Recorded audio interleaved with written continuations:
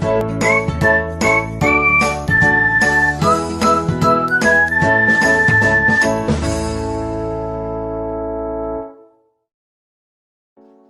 Everyone, welcome to my channel. आज मैं आपको मर्ज सॉर्ट के बारे में सारा एक वीडियो में कवर करूँगा। तो सब कुछ मर्ज सॉर्ट के बारे में जितनी भी चीज़ें हैं वो सब कुछ मैं आपको आज बता दूँगा मर्ज सॉर्ट के बारे में। So first of all, what is merge sort algorithm. So ये बेस्ड होती है डिवाइड एंड कॉन्कर टेक्निक के ऊपर। मैं आपको आगे बताऊंगा कि डिवाइड एंड कॉन्कर क्या होती है पूरी विजुलाइज करके, और कैसे हम डिवाइड एंड कॉन्कर को अप्लाई करते हैं। ये जो मर्ज सॉर्ट है ये लेस टाइम कंज्यूमिंग होती है। और मर्ज सॉर्ट का सबसे बेस्ट फीचर क्या है? इसका बेस्ट फीचर ये है कि ये बेस्ट सॉर्टिंग टेक्निक है लिंक लिस्ट को सॉर्ट करने के लिए। बहुत बार इंटरव्यू में भी पूछा जाता है कि बताओ लिंक लिस्ट को सॉर्ट करने के लिए कौन सी एल्गोरिदम यूज़ होती है, तो उसका आंसर होता है कि वो है मर्ज सॉर्ट एल्गोरिदम। अब इसकी हम देखेंगे working and code, and then हम इसकी देखेंगे कॉम्प्लेक्सिटी। फर्स्ट ऑफ ऑल, आपको ये पता होना चाहिए कि डिवाइड एंड कॉन्कर में स्टेप्स कौन से होते हैं।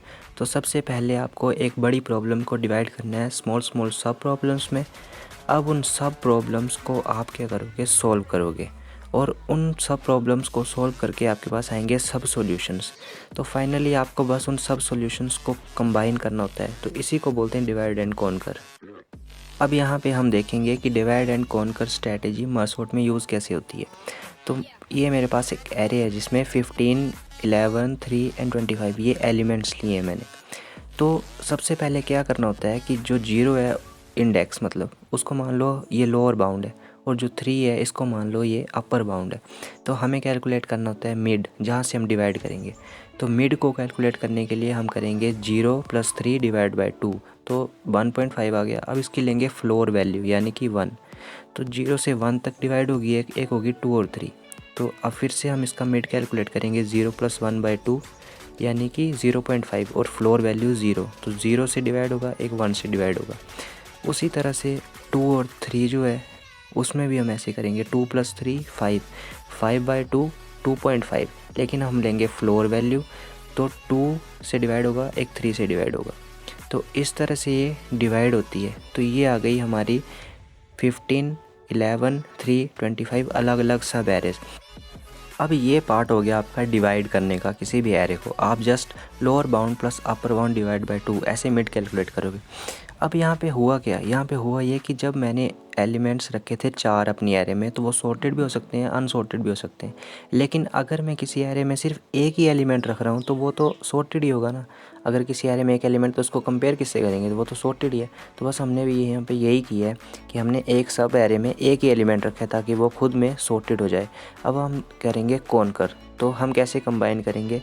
हम 15 और 11 को कंबाइन करेंगे एक साथ, और 3 और 25 को कंबाइन करेंगे। कैसे? सॉर्टेड ऑर्डर में करेंगे। तो 11 छोटा है, तो 11 और 15 को जब कंबाइन करेंगे तो 11 पहले आ जाएगा, 15 बाद में, और 3 और 25 में 3 पहले 25 बाद में। अब इन दोनों को करेंगे हम आपस में सॉर्टेड ऑर्डर में कॉन्कर। तो सबसे पहले 3 आएगा, फिर 11, फिर 15, फिर 25। इस तरह से आपका सारा एरे सॉर्ट हो जाएगा। तो ये जो पोर्शन है ये डिवाइड का पोर्शन है, और ये जो पोर्शन है नीचे ये है कॉन्कर का पोर्शन। तो यही होती है डिवाइड एंड कॉन्कर टेक्निक। ये एक मर्ज सॉर्ट की एल्गो लिखी है जिसमें ए डिनोट कर रहा है एरे को, एल बी लोअर बाउंड को, यू बी अपर बाउंड को। उसके बाद इसमें कंडीशन चेक करी है कि if lower bound is less than upper bound, तो मिड निकालना है हमने। जैसे मैंने आपको बताया था 0 + 3/2 lower bound plus upper bound by 2। और क्योंकि इंट में जब वैल्यू लेते हैं तो वो कैसी आती है, वो आती है हमेशा छोटी, यानी फ्लोर वैल्यू। तो उसके बाद मर्ज सॉर्ट को रिकर्सिवली कॉल किया है 2 बार, और उसके बाद मर्ज फंक्शन को कॉल किया हुआ है जिसमें ए लोअर बाउंड, मिड और अपर बाउंड पास किए। तो ये बस मर्ज सॉर्ट का सिंपल सा एक छोटा सा फंक्शन है। उसके नीचे जो है मर्ज फंक्शन है, तो उस मर्ज फंक्शन को कॉल किया हुआ है इसमें। एक्चुअली में क्या होता है कि हम ऐसा एज्यूम करके चलते हैं कि ये जो कोड लिखा होता है ये लिखा होता है सेकंड लास्ट स्टेप के लिए, जो कि मैंने आपको बताया था सेकंड लास्ट स्टेप जिसमें 2 एरे को कंबाइन किया था।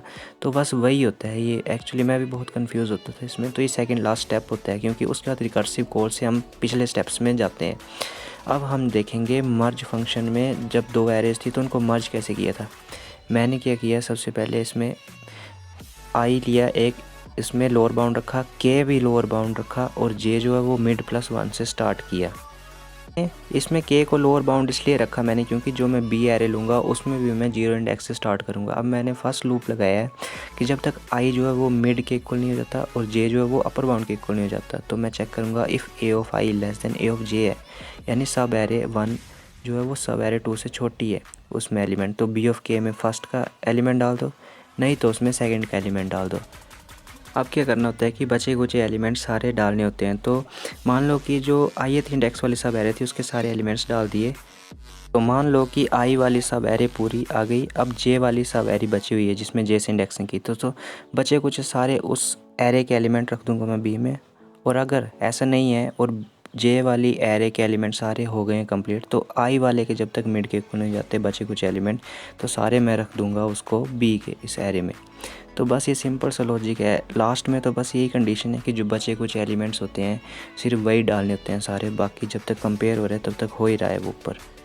ठीक है, तो बस ये था सिंपल सा इसका कोड। अब मैं आपको बताऊंगा इसको विजुलाइज़ करके कि किस तरह से ये वर्किंग होती है इसमें। तो यहाँ पे आप देख सकते हो कि एक सब एरे 1 है जिसमें ए जो है वो आई के इंडेक्स से शुरू करें और दूसरे सब एरे में जो है वो जे का इंडेक्स लिया हुआ है मैंने। तो यही था वो जो मैंने आपको कोड में बताया था कि आई का इंडेक्स और जे का इंडेक्स दोनों सब एरेस के लिए।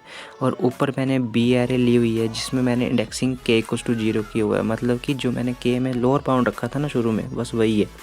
तो अब क्या करना है आपको कि सब एरे 1 और सब एरे 2 को कंपेयर करते जाओ। यहाँ पे मैंने 2 एरो लिए हैं जी, आपको बताएंगे आई और जे को। ठीक है, तो सबसे पहले हम क्या करेंगे 11 और 12 को कंपेयर करेंगे। अब 11 छोटा है तो 11 को मैं रख दूँगा बी एरे में। अब मैं अपने जे को इंक्रीमेंट कर दूँगा। ठीक है, अब उसके बाद क्या करना है आपको कि आई = 0 जो है ना, जो 12 है उसको कंपेयर करोगे आप 13 के साथ। तो स्मॉल कौन सा है, 12 है, तो 12 को रख दोगे आप बी में और आप कर दोगे आई को इंक्रीमेंट। उसके बाद 15 एंड 13 को कंपेयर करोगे, तो जो स्मॉल है 13 उसको रख दोगे आप बी में और जे को इंक्रीमेंट कर दोगे। अब आप करोगे 15 एंड 17 को कंपेयर, तो 15 स्मॉल है तो 15 को रख दोगे आप बी में और आप आई को इंक्रीमेंट कर दोगे। देन 16 एंड 17 को कंपेयर करोगे और 16 स्मॉल है तो 16 को रखोगे आप बी में और आई को इंक्रीमेंट कर दोगे। अब आप क्या करोगे, आप 19 एंड 17 को कंपेयर करोगे, तो 17 स्मॉल है तो 17 को रखोगे बी में और जे को इंक्रीमेंट कर दोगे। अब आप 18 एंड 19 को कंपेयर करोगे, क्योंकि 18 स्मॉल है तो 18 को आप बी एरे में रख दोगे और जे को कर दोगे इंक्रीमेंट। अब 19 को और 20 को कंपेयर करोगे आप, 19 स्मॉल है तो 19 को रख दोगे आप बी एरे में। अब यहाँ पे आपके कंपैरिजन्स पूरे हो गए जो इक्वल होने थे। अब जो बचे कुछ एलिमेंट्स रह गए बस वही डालने हमने बी एरे में। तो बचा कुछ कौन, अब 20 बच गया है। तो जो मैंने लास्ट में आपको कंडीशन बताई थी बस वही है, ये जो बचे कुछ एलिमेंट्स डालने हैं। तो बस 20 को आप डायरेक्ट इस बी एरे में रख दोगे बिना किसी को कंपेयर किए। बस इतना सा काम था इसमें। गाइस यही होती है इसकी वर्किंग है एंड आई होप कि आपको ये समझ में आ गई होगी। यही जो 2 सब एरेज हैं यही बनती है आपकी सेकंड लास्ट स्टेप में। और रिकर्सिवली जब हम कॉल्स करते हैं तो रिकर्शन के थ्रू ये बैक टू बैक स्टेप्स में जाती है और उस तरह से एलिमेंट्स को तोड़ती जाती है और उस एलिमेंट्स को जोड़ती जाती है। तो अब हम देखते हैं इसकी टाइम कॉम्प्लेक्सिटी। तो बेस्ट केस हो या वर्स्ट केस हो, ये हमेशा big of n log n he complexity show करता है और वर्स्ट केस में भी big of n log n he show होती है। जो इसकी स्पेस कॉम्प्लेक्सिटी है वो होती है बिग O ऑफ n। अब बाकी में तो बिग O ऑफ 1 थी, तो ऐसा क्यों, इसमें बिग O ऑफ n क्यों होती है? तो इसका रीज़न ये होता है कि जो ये सब एरेस को स्टोर करने के लिए स्टैक का यूज़ करती है जिसमें ज़्यादा मेमोरी कंज्यूम होती है। सो आई होप कि आपको ये वीडियो पसंद आई होगी। So thank you so much guys for watching the video.